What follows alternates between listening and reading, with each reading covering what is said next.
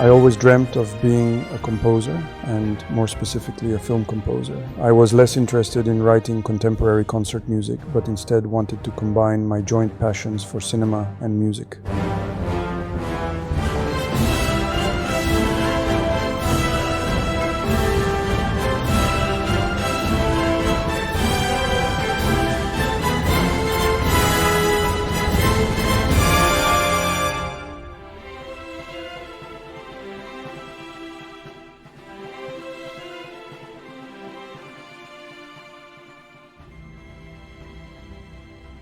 I started my musical education as a flautist, and although the flute is a wonderful instrument, I began to feel limited, so I started to play a number of different instruments while fantasizing about having an orchestra of my own. The great thing about film music is that it encompasses such a wide range of cultures and styles, and by gathering this palette of colors and expressions, you begin to find your own musical voice. Thus, between the ages of 13 and 20, I would listen to everything I could. Day and night, I was dripping in music from jazz to bossa nova to Ravel, Debussy, Shostakovich, Messiaen and Boulez. Every kind of music was rich and different and exciting. In this way, I started to discover a musical vocabulary of my own.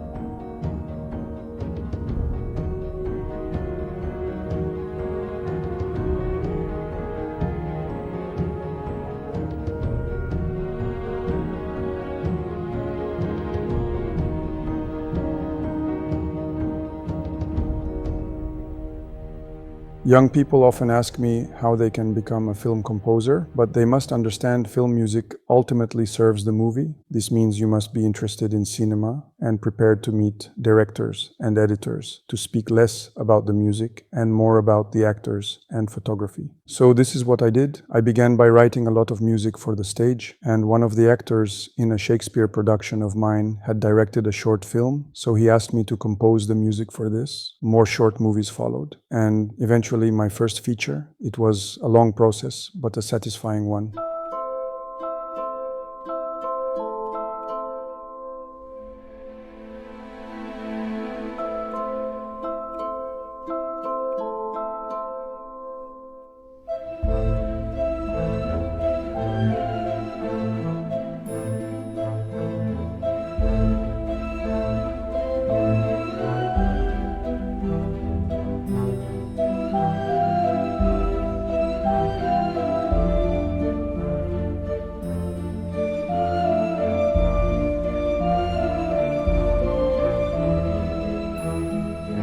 I have had the opportunity to work with some fantastic directors throughout my career. The best directors, such as Stephen Frears and Roman Polanski, understand that cinema is a collaborative art and is therefore something you have to share.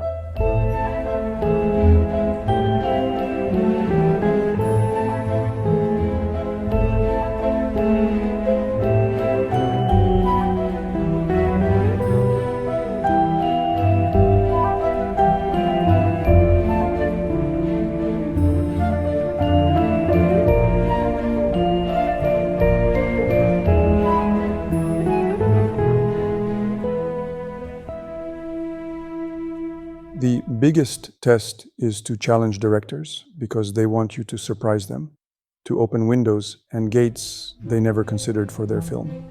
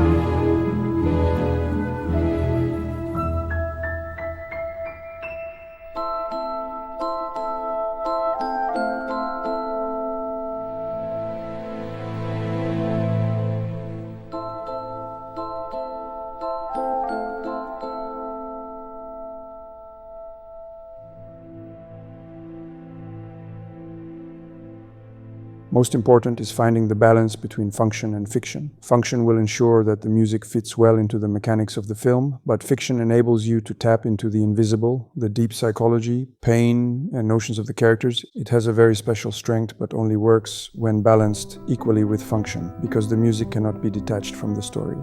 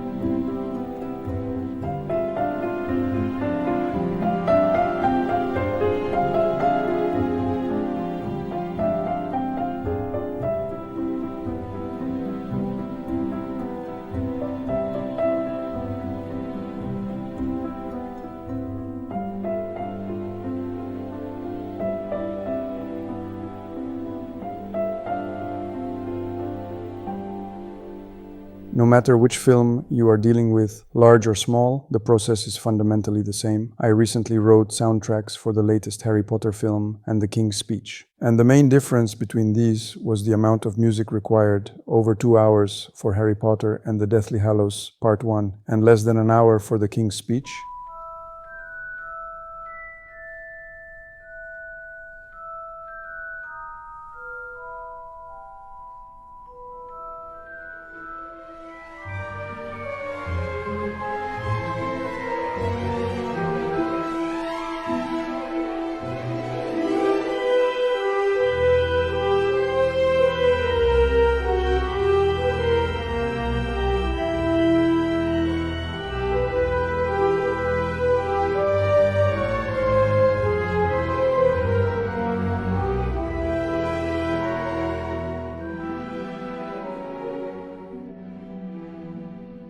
Obviously, Harry Potter comes from a lengthy franchise, with music originally written by John Williams, so you are part of a piece of cinema history. But in the end, it comes down to you, locked away in a studio, scratching your head and trying to come up with ideas quickly, because the director will be there in an hour.